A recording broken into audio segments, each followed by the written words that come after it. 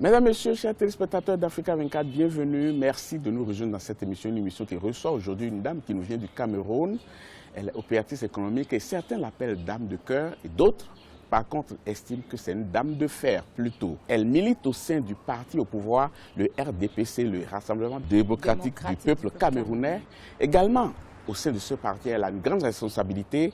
Elle préside le mouvement des Biaïs, le mouvement des militants qui soutiennent le président Paul Biya qui est au pouvoir actuellement. Madame Françoise Pounet est notre invitée. Merci d'avoir accepté notre invitation. Merci Babiles. Le Cameroun sort d'une élection présidentielle, c'était le 7 octobre dernier, une élection qui s'est soldée par la victoire du président Paul Biya avec un score de 71,28%. Madame Pounet, quels sont les enseignements qu'on peut tirer de cette élection? C'est une victoire qui est au-delà du RDPC. Et cette victoire, vraiment, moi j'ai été très satisfait de voir que non seulement nous, les Biaïs, nous nous sommes suffisamment mobilisés, mais de voir que les Camerounais tout entiers, de nord au sud, de l'est à l'ouest, se sont mobilisés derrière le président Paul Biya. C'est vrai qu'à l'arrivée, on a connu la victoire du président Paul Biya à 71,28%, mais il faut rappeler quand même que tout le long de ce processus, il y a eu quand même un certain nombre de choses déplorables. On a vu des mouvements, on a vu des tensions avant, pendant et même après ce scrutin. Est-ce que vous avez quand même compris le message que vous voulez vous faire passer, ceux-là qui étaient descendus dans les rues quand même à un certain moment donné pour décrier certaines choses? Non, moi je crois que ce n'est pas tout à fait vrai parce que les gens ne sont pas descendus dans la rue en tant que tels. Ah. Vraiment, c'est pas vrai. On a quand même vu des gens un peu partout. Non. Les élections sont très bien passées au Cameroun.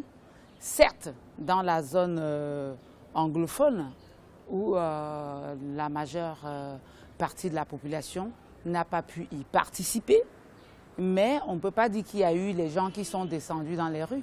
Si vous avez été au Cameroun, vous avez dû constater, voir que les élections se sont bien déroulées un peu partout, sur tout l'ensemble du territoire national, excepté dans la zone anglophone. En tout cas, de ceux-là qui ne partageaient pas la même vision que vous, ils estimaient quelque chose et un cri de cœur qu'ils disaient 35 ans au pouvoir, c'est trop.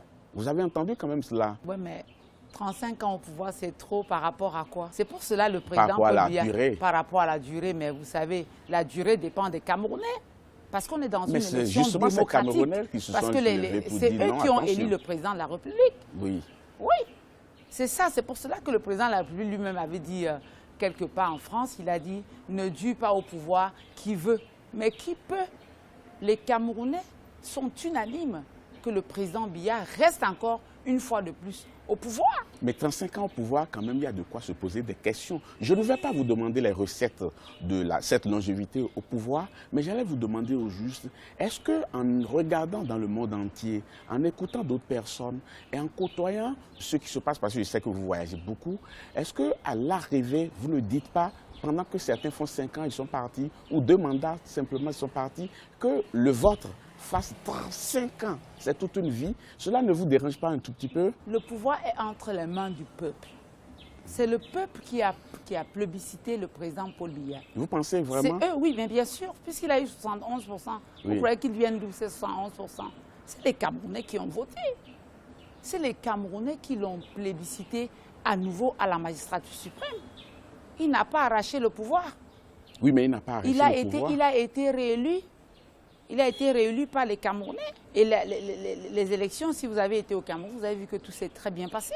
Oui, mais tout s'est très bien passé. Pourtant, il y a eu quand même un certain nombre d'irrégularités que les adversaires du président Biya ont mis sur la table, ce qui a donné droit à un contentieux électoral. Vous avez quand même vu, au moins, il y a eu 18 recours pour cette élection. Mais ce que je vais vous dire, c'est que vraiment, ce qui m'a beaucoup intéressé dans cette élection, après la victoire du président de la République.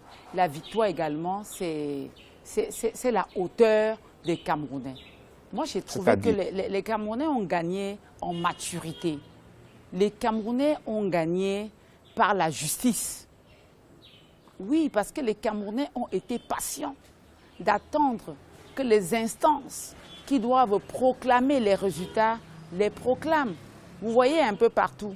Il y a même certains qui ont dit que l'opposition allait s'autoproclamer. Mais ça n'a pas été le cas. Vous avez vu comment les choses se sont bien passées. On a vu quand même un candidat qui s'est autoproclamé. Hein? Il ne s'est pas autoproclamé dans les règles de l'art. Oui, bien entendu. Vous avez vu comment ça s'est passé. Oui. Il y avait des instances qui étaient en charge de proclamer qui a gagné les élections présidentielles au Cameroun.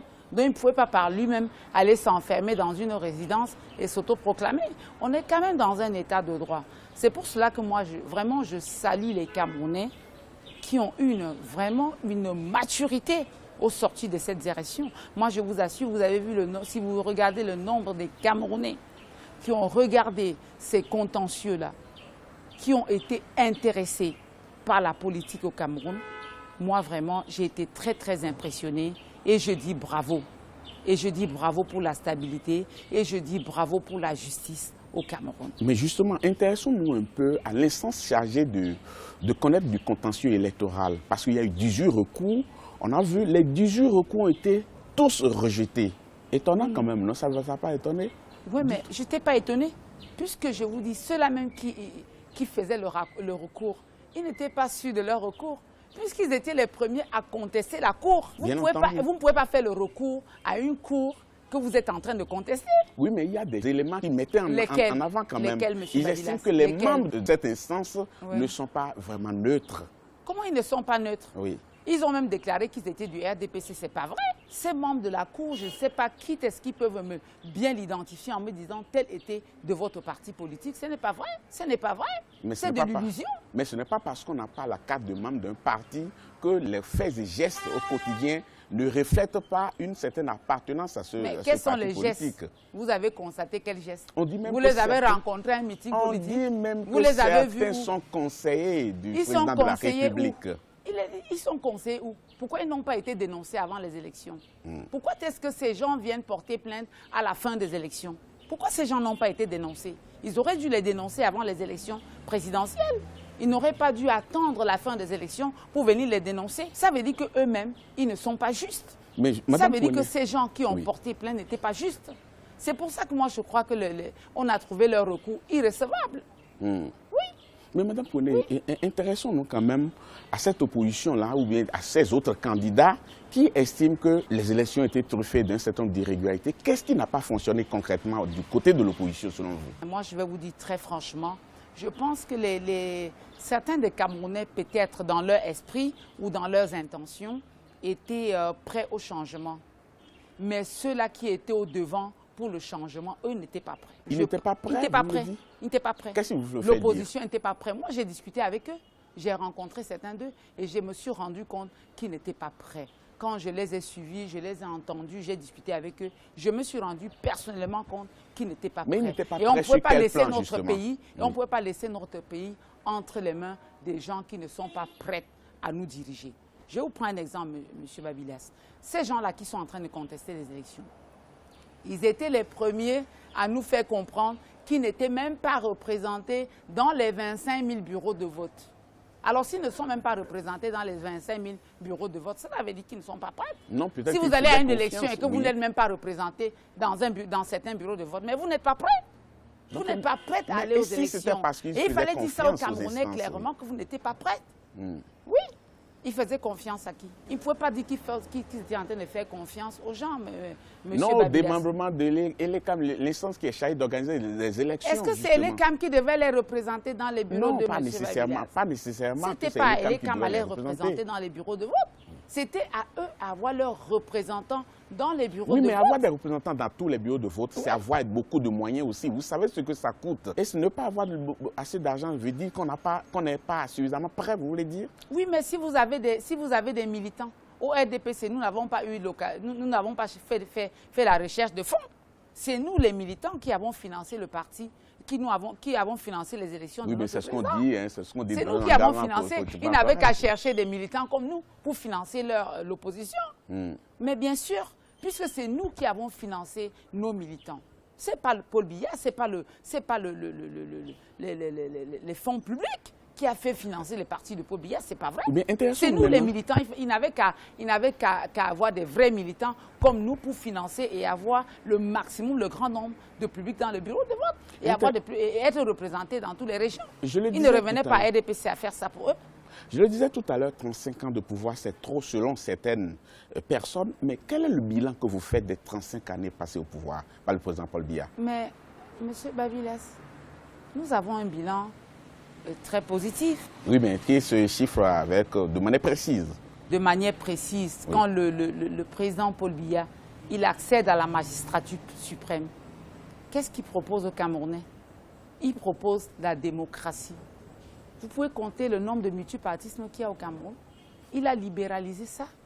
Chacun peut aujourd'hui aller créer. Le parti politique se crée en 30 minutes au Minat. C'est ça, il a promis ça au Cameroun. Ministère de l'administration territoriale. Bien sûr. Il a promis ça aux Camerounais. Il a promis aux Camerounais la paix. Vous savez, jusqu'à très récemment, il y a quelques années, avec la crise de Boko Haram, avec très récemment la crise des anglophones, le Cameroun était pratiquement l'havre de paix en Afrique. Voilà des choses que le chef de l'État a promis aux Camerounais. Il a également promis la prospérité aux Camerounais. Avec votre permission, nous allons marquer une petite pause dans cette émission, le temps de faire un clin d'œil à nos annonceurs. On revient dans l'émission dans quelques minutes seulement pour la seconde partie. Vous êtes d'accord avec moi? D'accord, merci. Chers téléspectateurs, ne partez surtout pas. On marque une courte pause. On vous retrouve dans quelques instants. Merci.